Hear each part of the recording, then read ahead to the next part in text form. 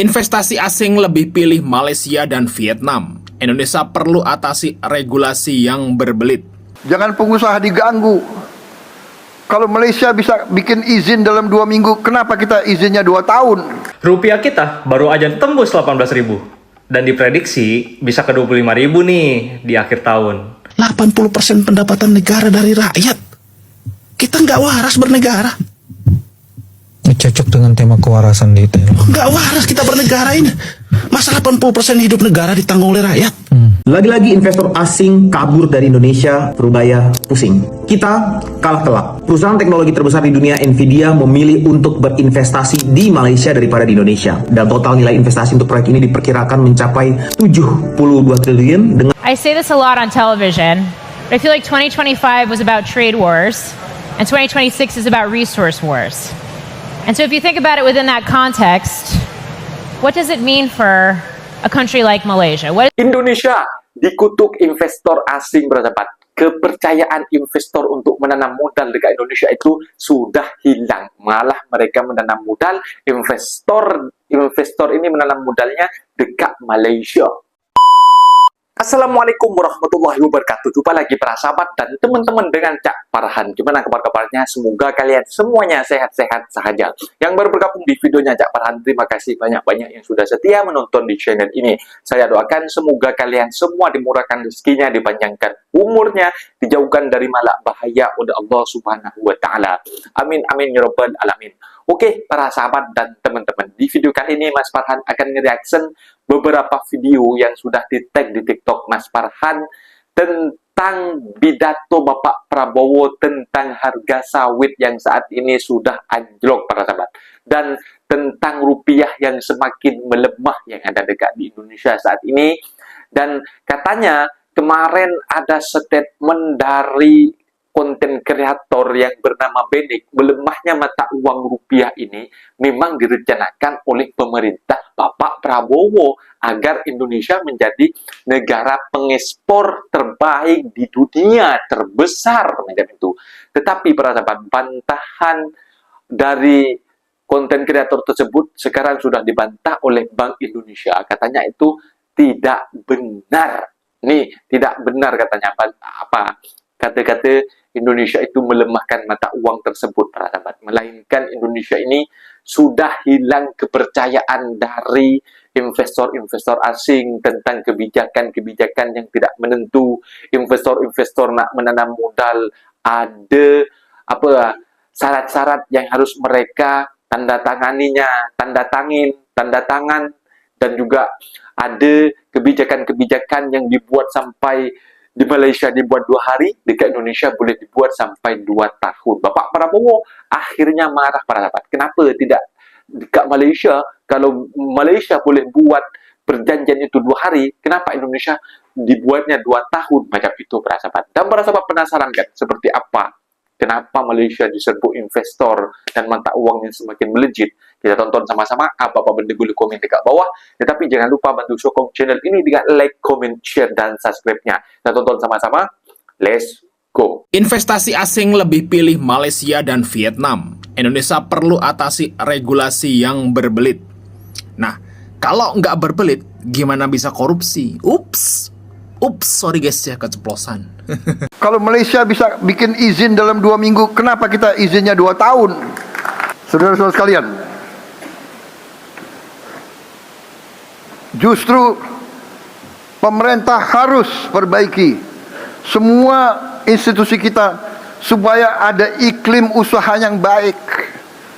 Jangan pengusaha diperas terus, jangan pengusaha diganggu. Kalau Malaysia bisa bikin izin dalam 2 minggu, kenapa kita izinnya 2 tahun? Memalukan. Dan kita jangan banyak inisiatif. Sudah perintah presiden, perintah menteri, di bawah bikin lagi dia. Diolah lagi. Peraturan menteri lah, peraturan teknis lah, rekomendasi lah. Akal-akalnya itu, saya ingatkan ya, semua menteri tertibkan birokrasimu ke bawah. Jadi kan Pak Prabowo itu menaikkan gaji hakim hingga 300% dan Pak Prabowo itu membanggakan ketika pidato di parlemen kemarin itu kata Prabowo banggakan gaji hakim Indonesia lebih tinggi dari Singapura, Malaysia. Harapannya apa? Hakim-hakim di Indonesia tidak korupsi dan tidak bisa disuap. Realitanya tidak seperti itu. Kalau mentalnya korupsi dan mentalnya minta disuap segala macam itu nggak guna. Gaji setinggi apapun tidak bermanfaat.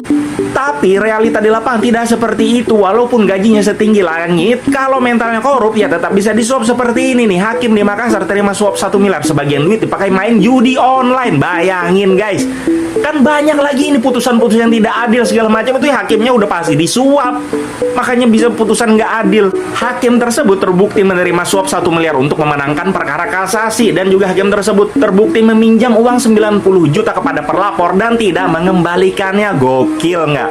Paling bermanfaat itu yang dinaikin gajinya itu adalah guru. Karena apa? Tugas guru adalah mencerdaskan generasi bangsa untuk mendidik generasi di masa depan untuk jadi pribadi yang jujur, tidak korup dan segala macamnya. Kalau hakimnya apa gunanya? Nggak ada. Saya diberi laporan 1 hektar bisa menghasilkan 40 ton. Luar biasa, 40 ton ya. Berarti dan harganya sangat bagus. Harganya 70.000 per kilo. 70.000 per kilo. Berarti per ton 70 juta. Ya? 70 juta rupiah. Jadi ini sangat bagus, sangat. Kalau Anda mau menghancurkan suatu negara, hancurkanlah pertama mata uangnya. A few moments later. Rupiah begini, dolar begini. Orang rakyat di desa nggak pakai dolar kok. Rupiah kita baru aja tembus 18.000 dan diprediksi bisa ke 25.000 nih di akhir tahun. Eits, sebelum lu panik, lu harus ngerti kenapa dan apa yang bisa nahan. Rupiah lemah buat barang impor jadi mahal dan kasih efek ke harga barang di warung ikutan naik. Ini nyentuh semua orang ya. Dan lu harus tahu ini. Itu tuh terjadi karena apa? Pertama, modal asing tuh kabur dari Indonesia. Rupiah masuk ke peringkat kelima sebagai mata uang terlemah di dunia. Kedua, itu musim bagi dividen. Diperkirakan 75 triliun modal keluar buat dividen investor asing dari April sampai Juli. Tiap dapat dividen, mereka bakal jual rupiah kita. Dan ini yang ketiga, intinya, trust. Investor asing tuh ragu, jadi FDI susah masuk. Lebih parahnya lagi, rakyat sendiri mulai tuker tabungan ke dolar buat ngamanin nilai. Itu bikin rupiah makin jatuh. Stabilitas rupiah itu ditentukan dari konsistensi, komunikasi, kebijakan pemerintah. Pasar benci ketidakpastian. Kurs itu bukan cuma angka, kurs itu cermin kepercayaan. Kalau orang percaya sama masa depan Indonesia, ya mereka akan pegang rupiah kita. Kalau ragu, ya mereka larinya ke dolar. Ada beberapa hal nih yang bisa dilakuin sama pemerintah. Yang pertama, pemerintah tuh harus komunikasi dengan jelas dan konsisten. Jangan ada wacana dadakan yang bikin pasar bingung. Kedua, kejar FDI, investasi pabrik dan industri. Bukan modal panas yang gampang kabur. Tapi itu semua tuh butuh kepastian. Kepastian hukum dan aturan yang gak berubah-berubah. 3, ini peran kita nih. Jangan ikut-ikutan borong dolar karena panik. Justru itu yang mempercepat jatuhnya rupiah. Kita semua gak mau kan kalau rupiah tembus 25.000.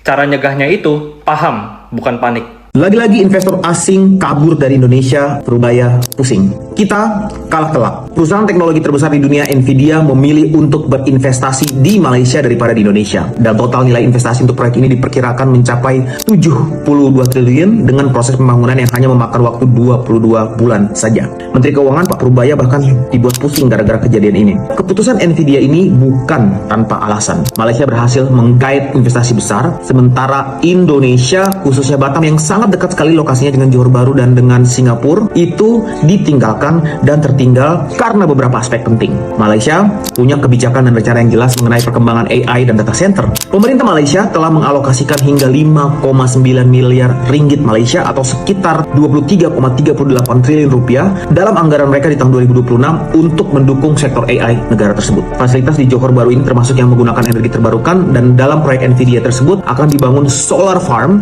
sebanyak 500 megawatt. Tidak lupa juga, memang lebih mudah dan lebih simpel dari sisi birokrasi dan harmonisasi peraturan untuk memudahkan investor bergerak dengan sangat cepat. Saya punya 3 rekomendasi yang ingin saya sampaikan kepada pemerintah, dan dalam hal ini strategi ini dapat dipergunakan untuk meningkatkan daya saing investasi kita, mengingat Batam lokasinya sangat strategis bagi Indonesia, berbatasan langsung dengan Singapura dan Johor Bahru Malaysia. Pertama, bangun One Stop Investment Hub. PP Batam sudah dibantu Presiden Prabowo dan thanks to Pak Amsakar Ahmad dan Ibu Lee Claudia Chandra dengan terbitnya PP 25 dan PP 28, di mana perizinan usaha yang sifatnya umum berada di tangan PP Batam. Artinya perlu adanya integrasi perizinan lintas kementerian dan lembaga dengan target waktu yang jelas, ada timelinenya. Ini dapat meminimalisir birokrasi dan mempercepat keputusan investasi yang dapat menjadi modal utama untuk menarik investor khususnya dalam hyperscale teknologi. Kedua, kita harus mengembangkan green grid untuk data center. Investasi energi bersih di Batam harus dipercepat. Lagi-lagi thanks to Ibu Lee Claudia dan Pak Amsakar Ahmad, karena beliau berdua telah melakukan rapat dengan negara tetangga seperti Singapura dan sudah ada persetujuan-persetujuan yang telah mereka buat, tetapi perlu dipercepat lagi. Termasuk dalamnya memberikan insentif untuk pembangkit renewable yang langsung mendukung kebutuhan data center berskala besar. Yang ketiga adalah perjelas kebijakan insentif, contohnya skema pajak dan fasilitas yang kompetitif dibandingkan dengan negara tetangga seperti potongan pajak jangka panjang atau dukungan-dukungan infrastruktur terbaik bagi mereka. Ini akan membuat mereka merasa nyaman, dan ini penting agar proyek teknologi bisa diakselerasi tanpa hambatan biaya yang berarti bagi sisi investor. Keputusan Nvidia memilih Johor Bahru bukan kebetulan. Ini hasil akumulasi faktor kebijakan, infrastruktur, dan kesiapan energi yang terintegrasi. Sementara Batam dan Indonesia pada umumnya memiliki potensi besar. Kita hanya perlu action cepat, kebijakan yang tepat, dan eksekusi yang terukur dan konsisten agar tidak terus-menerus kehilangan peluang global. Jika reformasi ini berjalan efektif, maka Batam bisa menjadi alternatif spillover bukan hanya dari negara Singapura, tetapi juga dapat mengambil alih peluang-peluang yang selama ini mengalir ke negara tetangga seperti Malaysia, Johor Bahru, dan Vietnam. Terima kasih. Kenapa orang Indonesia diam-diam pindahin uang ke Malaysia? Bukan karena ikut-ikutan, tapi karena mereka lihat peluang duluan. Currency lebih kuat, properti lebih stabil, dan juga rental jalan. Kalau kamu masih nunggu, biasanya udah telat. Tanggal 2 Mei, I'm opening a private session. I will break down exactly how they do it step by step dan real number. Jadi bisa DM Malaysia to get it in. Acara ada di Izaki Dining di PIK tanggal 2 Mei dari jam 11 sampai jam 4. Do you know why Malaysia has become one of the most countries for investors in Southeast Asia over the past 80 years? It has transformed from an obscure and relatively poor country into a successful case of a middle-income nation with a diversified economy and robust growth. Unlike countries that rely on demographic dividends, Malaysia relies on long-term stable strategic advantages and institutional building. Its geographical location is its greatest asset. The Strait of Malacca connects the Indian Ocean and the South China Sea, through which about a quarter of global trade passes. Its working hours overlap with those of China and Singapore, while also covering key time slots in Europe and North America, resulting in very high business efficiency. Historically, Malaysia relied mainly on rubber and palm oil exports before gaining independence. After independence, it implemented a new economic policy, learning from the experience of the 4 Asian tigers to develop export-oriented industries, with textiles, electronics, and semiconductors being the pioneers, and the entry of foreign companies such as Mitsubishi, Toyota, Sony, Panasonic, and Renesas Electronics has gradually turned Malaysia into a semiconductor hub. Today, it boasts first-class infrastructure, complete roads, ports, and internet facilities. Coupled with a low cost of living and high convenience, attracting a large number of foreign talents and investments. In regional competition, Malaysia maintains healthy competition and cooperation with Indonesia, Vietnam, and Thailand. Where Vietnam attracts manufacturing with low-cost labor, Singapore attracts investment with its business environment. And Malaysia relies on strategic layout and geographical advantages. Whether it continues to prosper in the future will depend on internal reforms, innovative capabilities, and social governance. Middle-income countries have the opportunity to demonstrate influence in Southeast Asia and even Asia through institutional building, strategic layout, and investment attractiveness, but crossing the middle income trap will still require continuous effort. 80% pendapatan negara dari rakyat. Kita nggak waras bernegara. Ini cocok dengan tema kewarasan di itu. Nggak waras kita bernegara ini. Masa 80% hidup negara ditanggung oleh rakyat.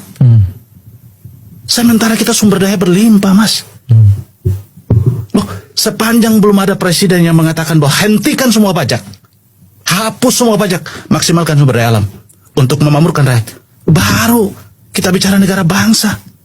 Sepanjang ada presiden yang naikin pajak, pungut pajak, tambah, hanya ngatur pajak, oh ini kita turunkan, ini kita tambahkan, ini kita pindahkan, sepanjang masih ada pajak, menyalahi prinsip bernegara. Nah, itu dia para sahabat dan teman-teman. Video yang sudah kita simak. Dekat Indonesia ini merupakan pendapatan pajak daripada rakyat para sahabat. Ini sampai 82%.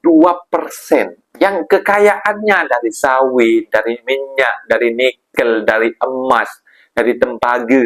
Ini kemana macam itu? Hasil kekayaan dekat Indonesia ini kok hanya berapa 3%, ada yang 4%, ada yang 7%.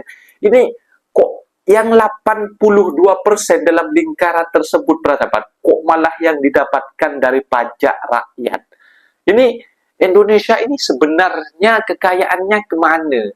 Apakah sudah tergadai dengan meminjamkan hutang? Apakah semacam itu, sahabat, dalam perjanjiannya? Ini kan yang tahu kan orang-orang negara, orang-orang yang dalam kabinetnya negara-negara macam itu. Kita tengok saja hutang Indonesia bertambah, hutang ini bertambah, selalu bertambah. Dari perjanjian yang sebelum sampai ke 8 ini, sahabat, selalunya bertambah hutang Indonesia macam itu. Ini juga pertanyaan yang sangat sering ada dalam media sosial, bahwasanya juga Indonesia mata uangnya terlemah, bahwasanya Bapak Prabowo malah pidato rakyat yang ada dekat kampung-kampung, warga, orang kampung dekat sana tak pakai dolar macam itu. Apa benda bercakap macam itu? Seharusnya diperbaiki. Macam mana investor bisa percaya lagi kepada Indonesia macam itu. Intinya Indonesia ini kebijakannya itu masih, para sahabat, pondasi ekonominya itu masih belum kukuh macam itu. Dan sok-sokan bercakap dekat media sosial bahwasanya sayalah king macam itu. Sayalah orang yang dihormati macam itu oleh seluruh dunia macam itu. Faktanya dekat Indonesia itu ekonominya sudah remuk macam itu. Mungkin Bapak Prabowo menerima laporan palsu macam itu, para sahabat. Makanya Bapak Prabowo berpidato itu menggunakan data yang diberikan oleh bawahan kabinetnya macam itu, para sahabat. Kalau dekat Malaysia diserbu investor dan juga Malaysia ini mata uangnya semakin melejit, kepercayaan investor asing kepada Malaysia ini untuk melabur menanam modal dekat Malaysia itu yakin banget macam itu. Karena Malaysia ini dianggap negara yang teraman dekat Asia sekarang, para sahabat. Mata uangnya semakin kukuh, bahkan kenaikannya dan juga angkanya juga stabil macam itu.